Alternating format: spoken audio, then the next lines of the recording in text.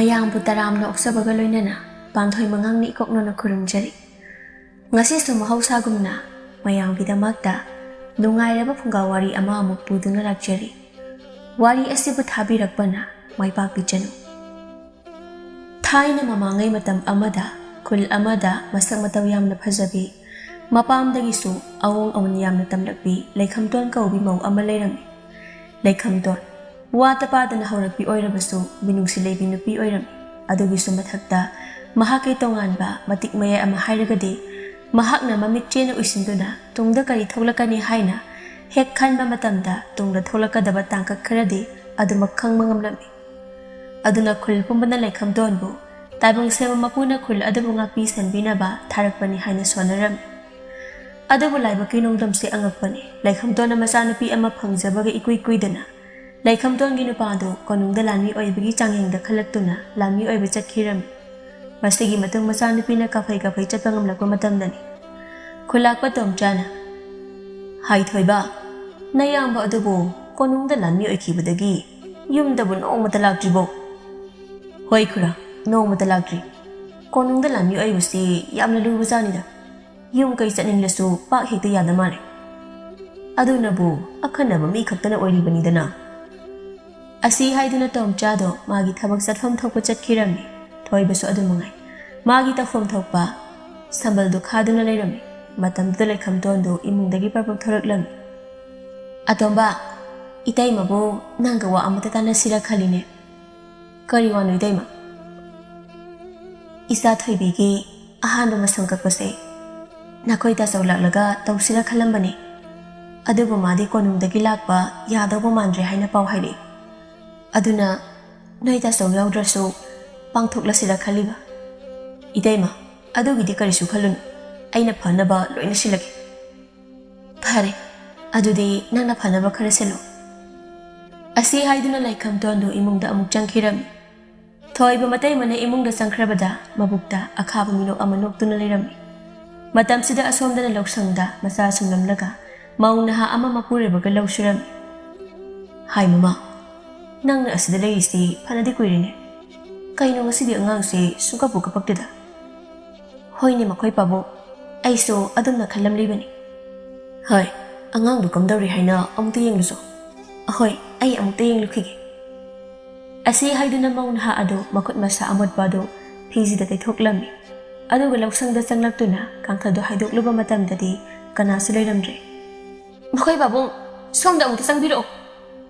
Maungnaha adugi nupa adudi magi nupina Adomna khanglawlarpa aduda kari tawrabanu haina ingangna changlaklami. Hai mama kaidawragi nangna khanglawlarlibadubo. Makhoi babung isa leiramdre. Kaino ni mama nang haidubo. Asemani makhoi babung isa nupado haina phamungsida samlambani adubu leiramdre. Asi haiduna maungnaha aduna kanna kablaklami matamdada mahangna kanna kablakpa aduda thangnaba atai sutaraduna kari tawre haina hangba chelaklami. Matamdada matai manawdo mathai sakna masa mangmagi paudu tamlami. Nupi amana khulsida mafam marang khangdana angang manglise handakisiga nipadi suri. Asumaina asum tawrabadi khulsida leitawba kidum kiri. Amana khangdre handak khul ase tarakiba mataw sibu karino asumna asum tawrabadi khulse kuntakla siba haido soidana oirani. Asi haiduna mayamdo mafam marang khangdana angang mangbagi thawdo amakana tholakliba duda mibaiba poknaduna wari ngihak tawramlaga adumak magi lafamda chatnakhirami. Angang mangliba matai manaw adudi upai leita masa adubu kautuna kaplaga lehawrami. Masigi matung numit homni subada laikhamtongi imungda khulungi ahal khara masa nupigi masang kakpagi ni haiduna chaklen ama silami. Matamduda makhoida thabak suduna leiba thembungna ahal ama phugi tawrami. Laikhamtona thembung karigino ahal adubu phugi tawribo. Masigi ahal se huranmani chak chabani haina laklaga pot hurangi tawramni. Ibema nandondo yumda kanna nadula lehawi champut khara charaga masado kangadra khandana nakurana torabot amata yumda pugi tawrubani. Hai thembong asigi bukarigi ahalda aduna tawribano. Chalo imungda thabak atai tawruro. Thembong laikhamtona aduna chairakwa duda kariso hairamda imungda tamina changkhirami. Laikhamton ayingba minok amaga loinana makuda siliba sanagi khudok macha amarang thoraklam. Khura torobot adu sipuro aduga se sana se kairaga indon dola yenglo. Ibema torobot asidi purake sana adu di lawjar. Ai khoina madu amuk singlakpa ngamloi. Khura karigi adamna haibiribano. Ai khoi miyoi ba haibase amana amagi mateng pangnadrabadi karam haina hingminagani. Se asi amuk hana singlakpagi wapan bigano. Asi haiduna laikhamton namdana ahal aduda magi khudok to pirami. Aduga lakliba mayamdo ningthina pisa pithak tawrami.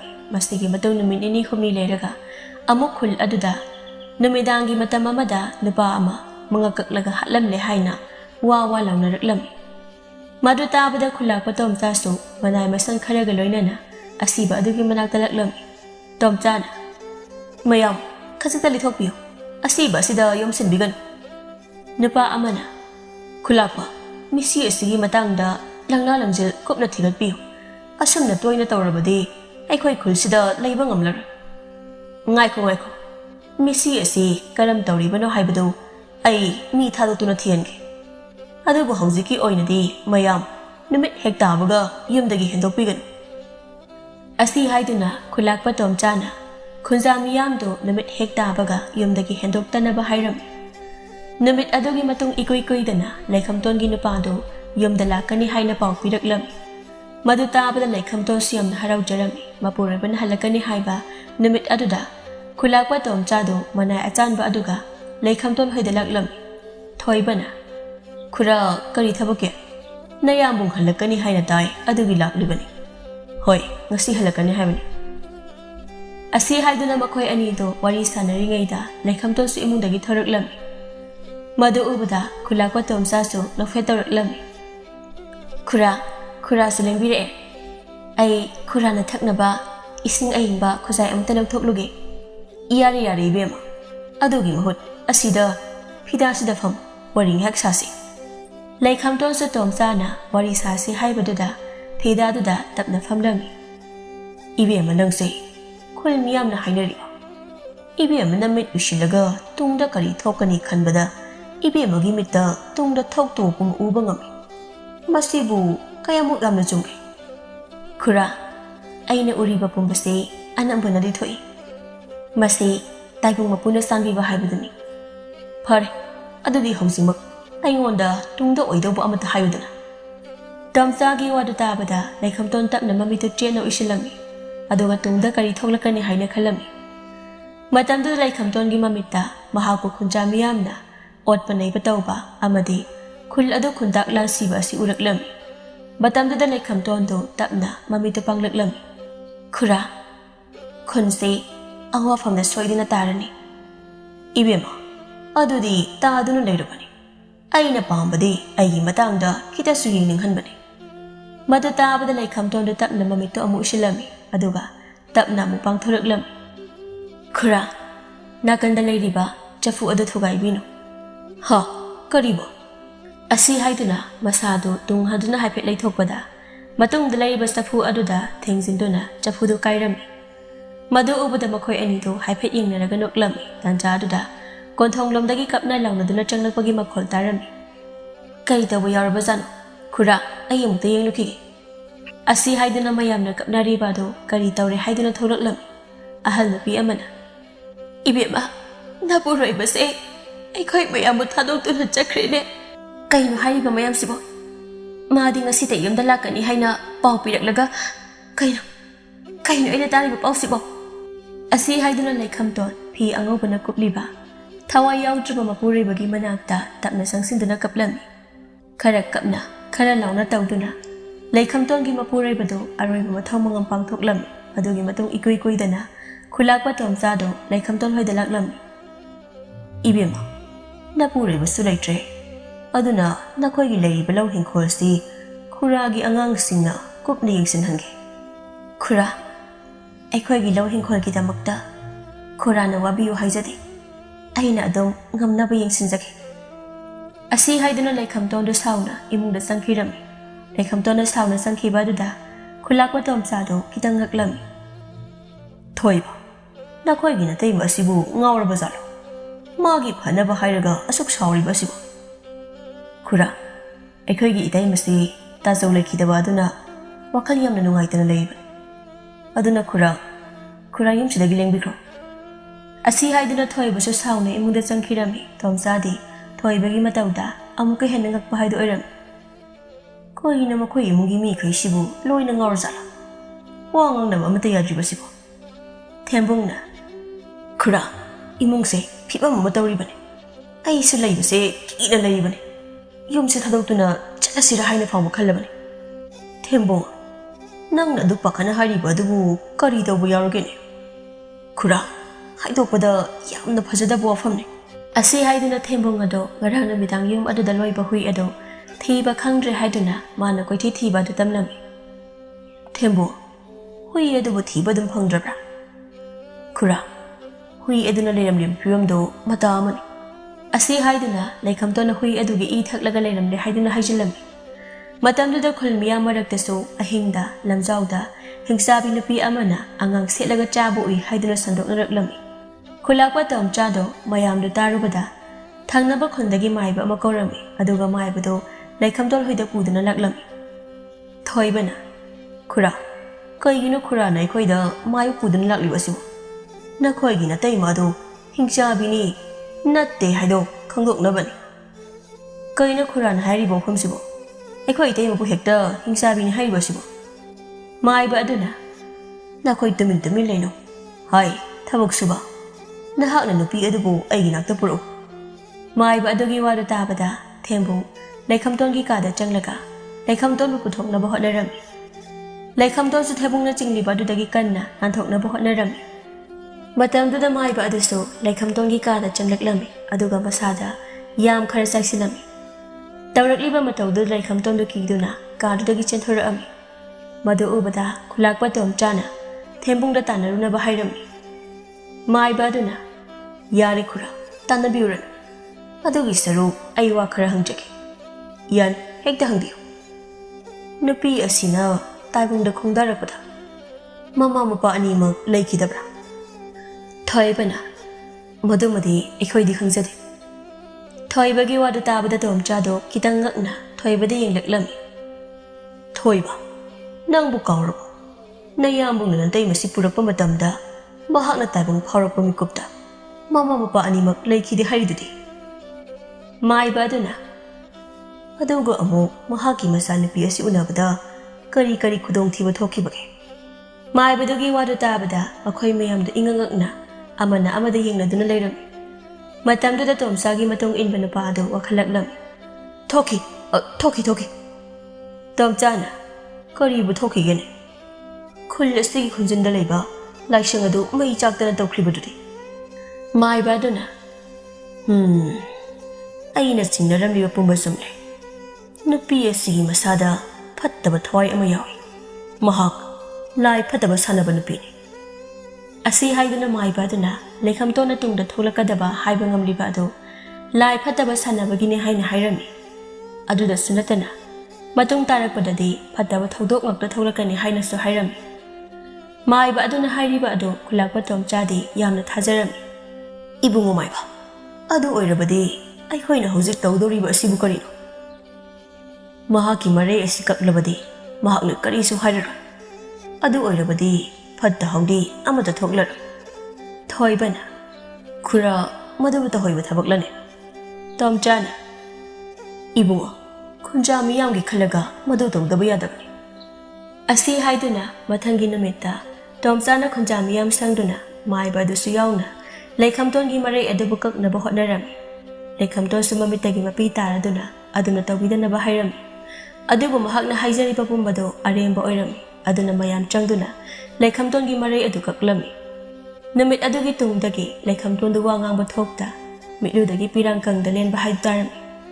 Mahakna mapal pharingayda mateng panglakibasingdusu mangonda mateng panglulabasu manak changbakina duna laptakna marak-marakda chanaba khara-kharadi pirami. Laikhamtona angakpani miyoiba ipan pharingaydadi aigi mi ngakta oirami. Hawjikti aina phibam chadraba matam asidadi aigine haibada ꯀꯅꯥꯁꯨ ꯂꯩꯇ꯭ꯔꯦꯀꯣ ꯑꯁꯤ ꯈꯟꯅ ꯂꯩꯈꯝꯇꯣꯟ ꯄꯤꯛꯂꯤꯕ ꯃꯆꯥꯅꯨꯄꯤ ꯑꯗꯨꯕꯨ ꯃꯊꯥꯗ ꯆꯦꯠꯅ ꯀꯣꯜꯂꯝꯃꯤ ꯑꯁꯣꯝꯗꯅ ꯃꯅꯥꯎꯅꯤꯄꯥ ꯊꯣꯏꯕꯗꯣ ꯊꯦꯝꯕꯨꯡꯒ ꯃꯥꯏꯕ ꯑꯁꯥꯕ ꯑꯗꯨꯒ ꯋꯥꯈꯟꯅꯔꯝꯃꯤ ꯊꯣꯏꯕꯅ ꯈꯨꯜ ꯑꯁꯤꯗ ꯊꯣꯛꯂꯤꯕ ꯑꯉꯥꯡ ꯃꯥꯡꯕ ꯑꯃꯗꯤ ꯃꯤꯁꯤ ꯃꯤꯅꯥ ꯊꯣꯛꯂꯤꯕ ꯃꯌꯥꯝꯁꯦ ꯑꯩꯈꯣꯏꯅ ꯁꯤꯟꯕ ꯈꯨꯖꯤꯟ ꯊꯧꯔꯥꯡꯅꯤ ꯍꯥꯏꯁꯤ ꯀꯅꯥꯗꯁꯨ ꯈꯪꯍꯟꯕ ꯌꯥꯗꯦ ꯃꯥꯏꯕ ꯑꯗꯨꯅ ꯃꯁꯤꯗ ꯇꯥꯅꯕ ꯍꯣꯠꯅꯕꯗ ꯀꯌꯥꯗꯤ ꯋꯥꯔꯦ ꯊꯣꯏꯕꯅ ꯑꯩꯅꯗꯤ ꯑꯩꯈꯣꯏ ꯏꯇꯩꯃꯁꯦ ꯇꯥꯆꯧ ꯂꯩꯈꯤꯗ꯭ꯔꯕ ꯃꯇꯨꯡ ꯃꯄꯥꯝꯗ ꯑꯗꯨꯝ ꯇꯨꯃꯤꯟꯅ ꯆꯠꯈꯤꯅꯤ ꯈꯜꯂꯨꯕꯅꯤ ꯑꯗꯨꯕꯨ ꯆꯠꯇ꯭ꯔꯕꯅꯤꯅ ꯑꯁꯤ ꯌꯧꯅ ꯁꯤꯟꯕ ꯇꯥꯕꯅꯤ ꯂꯩꯔꯤꯕ ꯂꯟꯊꯨꯝ ꯂꯧ ꯍꯤꯡꯈꯣꯜ ꯄꯨꯝꯕꯁꯦ ꯄꯥꯕꯅ ꯑꯩꯕꯨ ꯑꯇꯣꯝꯕꯤ ꯃꯆꯥꯅꯤ ꯍꯥꯏꯅ ꯁꯔꯨꯛ ꯑꯃꯠꯇ ꯊꯨꯡꯂꯝꯗꯕꯅꯤ ꯑꯁꯤ ꯍꯥꯏꯗꯨꯅ ꯊꯣꯏꯕꯗꯣ ꯄꯦꯟꯗꯕ ꯄꯨꯝꯕ ꯐꯨꯗꯣꯛꯇꯨꯅ ꯃꯌꯥꯝꯕ ꯃꯇꯩ ꯃꯄꯨꯝꯕ ꯃꯥꯡꯅꯕ ꯁꯤꯜꯂꯒ ꯂꯟꯊꯨꯝ ꯄꯨꯝꯕꯗꯣ ꯃꯥꯒꯤ ꯑꯣꯏꯔꯅꯤ ꯈꯟꯕꯗ ꯄꯦꯟꯅ ꯅꯣꯛꯆꯔꯝꯃꯤ ꯊꯦꯝꯕꯨꯡꯅ ꯑꯗꯨꯕꯨ ꯏꯌꯥꯝꯕ ꯍꯧꯖꯤꯛꯁꯨ ꯌꯨꯝꯁꯤ ꯊꯥꯗꯣꯛꯇꯨꯅ ꯆꯠꯇ꯭ꯔꯤꯕꯁꯤꯅꯤ ꯍꯥꯟꯅꯗꯒꯤ ꯍꯦꯟꯅ ꯑꯀꯟꯕ ꯃꯤꯅ ꯍꯪꯒꯣꯏꯒꯗꯕ ꯊꯕꯛ ꯑꯃ ꯇꯧꯔꯁꯤ ꯑꯗꯨꯒ ꯃꯗꯨ ꯏꯇꯩꯃꯅꯅꯤ ꯍꯥꯏꯖꯤꯜꯂꯁꯤ ꯑꯗꯨꯕꯨ ꯑꯣꯏꯔꯕꯗꯤ ꯃꯌꯥꯝ ꯆꯪꯗꯅ ꯑꯗꯨꯝ ꯍꯥꯠꯈ꯭ꯔꯗꯧꯕꯅꯤ ꯑꯁꯤ ꯍꯥꯏꯗꯨꯅ ꯃꯈꯣꯏ ꯑꯍꯨꯝꯗꯣ ꯋꯥꯈꯜ ꯌꯥꯝꯅ ꯅꯨꯡꯉꯥꯏꯔꯝꯃꯤ ꯑꯁꯣꯝꯗꯅ ꯂꯩꯈꯝꯇꯣꯟꯗꯣ ꯑꯁꯨꯝ ꯐꯝꯂꯝꯕꯗꯒꯤ ꯃꯆꯥꯅꯨꯄꯤ ꯑꯗꯨꯅ ꯇꯨꯝꯂꯤꯕ ꯑꯗꯨꯗ ꯉꯥꯏꯍꯥꯛ ꯌꯦꯡꯗꯨꯅ ꯂꯩꯔꯝꯃꯤ ꯏꯃꯥꯒꯤ ꯊꯣꯏꯕꯤ ꯅꯪꯁꯤ ꯑꯣꯟꯊꯣꯛꯅ ꯅꯔꯥꯏꯕꯛ ꯊꯤꯈ꯭ꯔꯦꯗ ꯏꯁꯥꯁꯤ ꯀꯟꯗꯕ ꯌꯥꯗꯦ ꯑꯗꯨꯅ ꯃꯐꯝ ꯑꯁꯤꯗꯒꯤ ꯄꯨꯗꯨꯅ ꯆꯦꯟꯈ꯭ꯔꯒꯦ ꯑꯁꯤ ꯈꯟꯗꯨꯅ ꯂꯩꯈꯝꯇꯣꯟꯗꯣ ꯇꯨꯝꯂꯤꯕ ꯃꯆꯥꯕꯨ ꯄꯣꯈꯠꯂꯒ ꯃꯐꯝ ꯑꯗꯨꯗꯒꯤ ꯊꯥꯗꯣꯛꯇꯨꯅ ꯑꯍꯤꯡ ꯑꯗꯨꯗ ꯆꯦꯜꯂꯤ ꯑꯗꯨꯕꯨ ꯂꯥꯏꯕꯛ ꯊꯤꯕꯗꯤ ꯃꯍꯥꯛꯅ ꯑꯁꯨꯝ ꯆꯦꯜꯂꯛꯄꯗ ꯃꯍꯥꯛꯀꯤ ꯂꯝꯕꯤꯗꯨꯗ ꯈꯨꯜ ꯑꯗꯨꯒꯤ ꯅꯍꯥ ꯈꯔꯅ ꯊꯠꯂꯒ ꯂꯩꯔꯝꯃꯤ ꯃꯇꯝꯗꯨꯗ ꯈꯨꯜꯂꯥꯛꯄ ꯇꯣꯝꯆꯥꯁꯨ ꯊꯣꯏꯕꯒ ꯂꯣꯏꯅꯅ ꯑꯇꯩ ꯈꯨꯟꯖꯥ ꯈꯔꯒ ꯂꯛꯂꯝꯃꯤ ꯇꯣꯝꯆꯥꯅ ꯑꯩꯅ ꯍꯥꯏꯗ꯭ꯔꯣ ꯃꯁꯤꯒꯤ ꯅꯨꯄꯤꯁꯤ ꯃꯥꯒꯤ ꯂꯝꯆꯠꯁꯤ ꯍꯣꯡꯗꯣꯛꯂꯣꯏ ꯍꯥꯏꯅ ꯑꯄꯣꯛꯄ ꯃꯆꯥ ꯐꯥꯎꯕ ꯍꯥꯠꯇꯧꯒꯤ ꯇꯧꯔꯤꯁꯤꯅꯤ ꯅꯨꯄꯥ ꯑꯃꯅ ꯃꯌꯥꯝ ꯁꯨꯃꯥꯏꯅ ꯁꯨꯝ ꯇꯧꯗꯨꯅ ꯂꯩꯕ ꯑꯁꯤ ꯀꯥꯟꯅꯕ ꯑꯣꯏꯔꯣꯏ ꯀꯔꯤꯅꯣ ꯈꯟꯅꯗꯧꯕ ꯑꯃ ꯈꯟꯅꯍꯧꯕꯅ ꯐꯅꯤ ꯇꯣꯝꯆꯥꯅ ꯀꯥꯟꯅꯗꯦ ꯃꯥꯏꯕ ꯑꯗꯨ ꯀꯧꯗꯨꯅ ꯀꯔꯤ ꯇꯧꯕꯅ ꯐꯅꯤ ꯈꯟꯅꯍꯧꯕꯅ ꯐꯅꯤ ꯑꯁꯤ ꯍꯥꯏꯗꯨꯅ ꯃꯌꯥꯝ ꯆꯪꯗꯨꯅ ꯂꯩꯈꯝꯇꯣꯟꯕꯨ ꯐꯥꯖꯤꯜꯂꯝꯃꯤ ꯑꯗꯨꯒ ꯃꯆꯥꯅꯨꯄꯤ ꯑꯗꯨꯕꯨ ꯍꯥꯠꯇꯧꯒꯤ ꯇꯧꯏ ꯍꯥꯏꯖꯤꯟꯗꯨꯅ ꯃꯆꯥ ꯑꯗꯨꯁꯨ ꯃꯊꯥꯗꯒꯤ ꯁꯦꯠꯂꯒ ꯃꯨꯟꯈꯤꯔꯝꯃꯤ ꯊꯣꯏꯕꯁꯨ ꯅꯨꯡꯉꯥꯏꯇꯕ ꯁꯥꯗꯨꯅ ꯑꯉꯥꯡ ꯑꯗꯨꯕꯨ ꯄꯝꯖꯔꯝꯃꯤ ꯑꯁꯨꯝꯅ ꯃꯥꯏꯕ ꯑꯗꯨꯗ ꯀꯔꯤ ꯇꯧꯁꯤꯒꯦ ꯍꯥꯏꯅ ꯍꯪꯂꯨꯕꯗ ꯃꯌꯥꯝ ꯆꯪꯗꯨꯅ ꯇꯦꯄꯥꯛ ꯂꯩꯇꯨꯝ ꯊꯥꯗꯨꯅ ꯍꯥꯠꯂꯨ ꯍꯥꯏꯅ ꯍꯥꯏꯔꯝꯃꯤ ꯃꯗꯨ ꯇꯥꯕꯗ ꯈꯨꯜ ꯃꯤꯌꯥꯝꯅ ꯂꯩꯈꯝꯇꯣꯟꯕꯨ ꯂꯝꯍꯥꯡ ꯑꯃꯗ ꯄꯨꯔꯛꯇꯨꯅ ꯃꯌꯥꯝ ꯆꯪꯗꯨꯅ ꯐꯨꯒꯦ ꯇꯧꯔꯝꯃꯤ ꯃꯇꯝꯗꯨꯗ ꯂꯩꯈꯝꯇꯣꯟꯗꯣ ꯄꯦꯟꯗꯕ ꯑꯁꯥꯎꯕ ꯄꯨꯝꯕ ꯐꯨꯗꯣꯛꯇꯨꯅ ꯂꯥꯎꯕꯒꯤ ꯃꯑꯣꯡ ꯇꯧꯔꯛꯂꯝꯃꯤ ꯑꯗꯨꯕꯨ ꯃꯍꯥꯛꯀꯤ ꯃꯔꯩ ꯑꯗꯨꯗꯤ ꯌꯥꯎꯗ꯭ꯔꯕꯅꯤꯅ ꯃꯈꯣꯜꯗꯤ ꯊꯣꯛꯂꯛꯂꯝꯗꯦ ꯑꯗꯨꯕꯨ ꯂꯩꯈꯝꯇꯣꯟꯗꯣ ꯃꯅꯥꯎꯅꯨꯄꯥ ꯊꯣꯏꯕꯗꯣ ꯑꯣꯟꯁꯤꯟꯗꯨꯅ ꯍꯟꯖꯤꯟ ꯍꯟꯖꯤൻ ꯄꯦꯟꯗꯕ ꯃꯇꯧꯗꯤ ꯎꯠꯂꯝꯃꯤ ꯑꯗꯨꯕꯨ ꯃꯍꯥꯛꯅ ꯄꯦꯟꯗꯕ ꯎꯠꯂꯤꯕ ꯃꯇꯧꯗꯨ ꯀꯅꯥꯁꯨ ꯈꯟꯖꯤꯟꯗꯅ ꯃꯌꯥꯝ ꯆꯪꯗꯨꯅ ꯇꯦꯝꯄꯥꯛ ꯂꯩꯇꯨꯝ ꯊꯥꯗꯨꯅ ꯂꯩꯈꯝꯇꯣꯟꯕꯨ ꯍꯥꯠꯂꯝꯃꯤ ꯃꯗꯨꯒꯤ ꯅꯨꯃꯤꯗꯥꯡ ꯑꯗꯨꯗ ꯈꯨꯜꯂꯥꯛꯄ ꯇꯣꯝꯆꯥꯗꯣ ꯍꯔꯥꯎꯅ ꯂꯝꯕꯤ ꯂꯝꯖꯥꯎꯗ ꯖꯒꯣꯏ ꯁꯥꯗꯨꯅ ꯆꯠꯂꯝꯃꯤ ꯍꯧꯖꯤꯛꯇꯤ ꯍꯤꯡꯆꯥꯕꯤ ꯑꯗꯨ ꯂꯩꯇ꯭ꯔꯕꯅꯤꯅ ꯈꯨꯜ ꯑꯁꯤ ꯀꯔꯤꯁꯨ ꯇꯧꯔꯣꯏ ꯅꯨꯡꯉꯥꯏꯔꯦ ꯑꯁꯨꯝꯅ ꯋꯥꯈꯜ ꯅꯨꯡꯉꯥꯏꯅ ꯆꯠꯂꯤꯉꯩꯗ ꯃꯥꯒꯤ ꯇꯨꯡꯗ ꯀꯅꯥꯒꯨꯝꯕ ꯑꯃꯅ ꯀꯧꯔꯛꯂꯝꯃꯤ ꯃꯗꯨ ꯇꯥꯕꯗ ꯈꯨꯜꯂꯥꯛꯄ ꯇꯣꯝꯆꯥꯗꯣ ꯀꯤꯗꯨꯅ ꯃꯐꯝ ꯑꯗꯨꯗꯒꯤ ꯍꯧ ꯊꯥꯗꯨꯅ ꯆꯦꯜꯂꯛꯂꯝꯃꯤ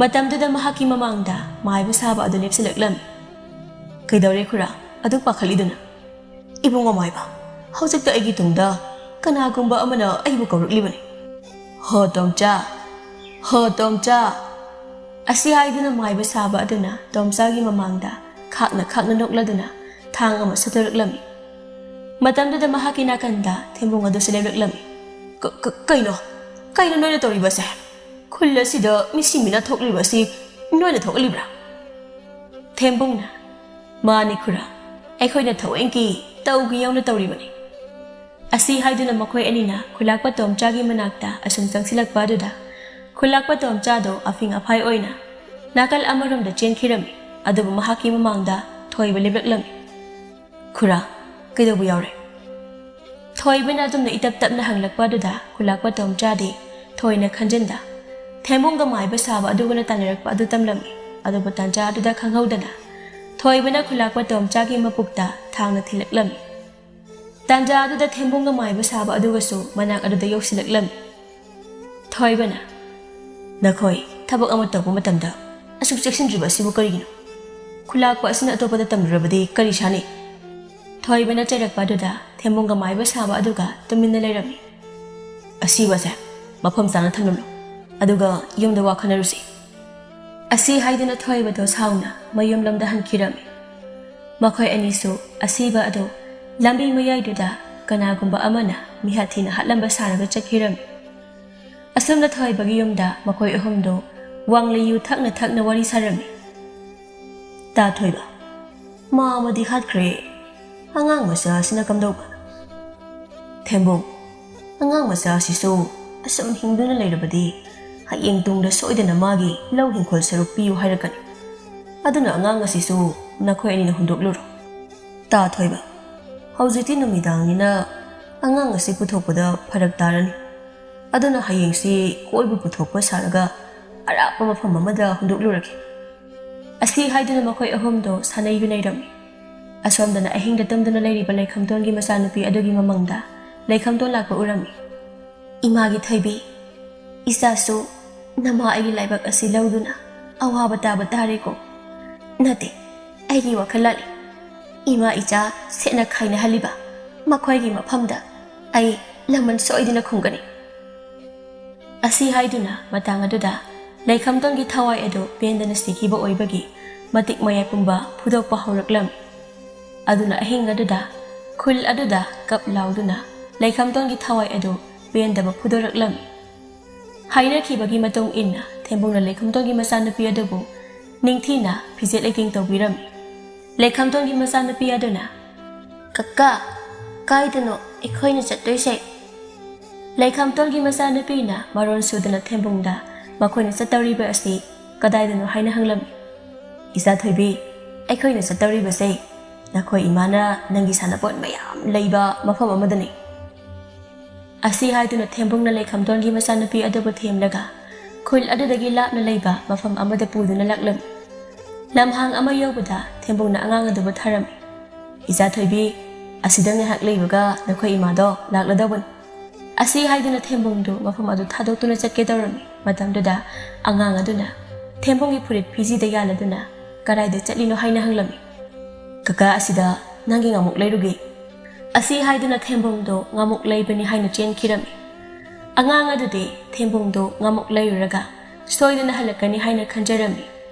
Aduda sanatana mamasu soidana lakani haina khanduna nungaini leiribani. Adubu phana kuira phawbada kanasu laktabaduda angangdo kanna mamabu kauraduna kapa hauraklam. Matamda lau kumlakwa matay manaw ani khakna angang kapagi makhol taraklam. Tharikna makhoi pabo nangbo angang amana kanna kapliba asibu tabro. Hoy nubi ay sutayni ay so karomdano haina khalibani. Asi haiduna matay manawdo angang aduna kapliba adubo karomdano haina yenglaklami. Matamduda lamhang mayayduda angang aduna kapliba adu urami. Ihe, tu, le. Angang asidi mama mapana hundok lam labra karino. Makhoi pabo angang asigi manakta sanglisi. Karigumba angang oiram datuna lai phataba mo oiram labadi. Ihe, angan ba asidabu karaidagi lai phatabano laose. Asi haiduna thariki napado angang adugi manaktamna prapap changkhirami. Tharik sumapureibana angang adugi manakta changkhibaduda kina inarami. Isa thoibi nangbu kari kaplino. Ima lakani airaga lagte. Ihe adugi ore sese isagibu ipana pamthoke. Asi haidana thariki napaduna laikhamtongi masanupido pamkhatlami. Makhoi pabo angangse mama mapana hundok lamlaba malini. Asuk numsiraba masa asibu hundok nina hundok liba mama mapadu sa ongakpani. Adubu karigi isagi ima paba laite haina waruni. Ngasidagi aikhoiga nungain laithoklaga lore. Asi haiduna anganga do thariki matay manawna lauda kumbada aduma puduna chatlami. Namit asigi namidangda thembungdo thoibagi mapaldagi lanthum khara phangle khanna wakhal nungaina wangleyu thaktuna lambida laklami. Laikhamtongi thawaina thembung asi haiduna laikhamtongi thawaina thembunggi tungda kaurami. Thembung kanagumba amana mabu kaubagi khojal tabada masadu tuchunglami. Kanan aibu kauriba aibu khangraba thembung ai natai malai khamni Ha! Asi haiduna thembongdo chatlamba adu chapleplami. Maklab adusu thak thak niglaklami. Idema nanaw di lanjadabani. Ta thoibana tau haibagi tawbani. Ai loina khangida inaw lande haiba. Ado namaidudi amukta leithora udana. Aha! Asi haiduna thembong mamaido kina leithoraklami. Matamduda leikhamtongi thawaido akibagi saktam amada leiramba aduda thembongdo kiduna lauraga chenge tawrami. Adubu matamduda leikhamtongi thawai aduna makudu sthana tingthoraklaga thembonggi makhongdu pharami. Thembong phana kana chenaba laknarabasu makhongdu phuklaga chenbadi ngamlamde. Thembong nangna phana kana chenaba hotnarabasu karisu kanararoi. Ngasidi nangi ariba namit oiragadabani. Idema aibu ngapiu aidemada yamna lanjari. Haizabaki matam henkre. Asi haiduna laikhamtongi thawaina asawba amaga loinana thembonggi manakta khangpai paisilaklaga thembonggi mangak samaduda metlami. Asum tawna mafam aduda thembonggi aroibo oikirami.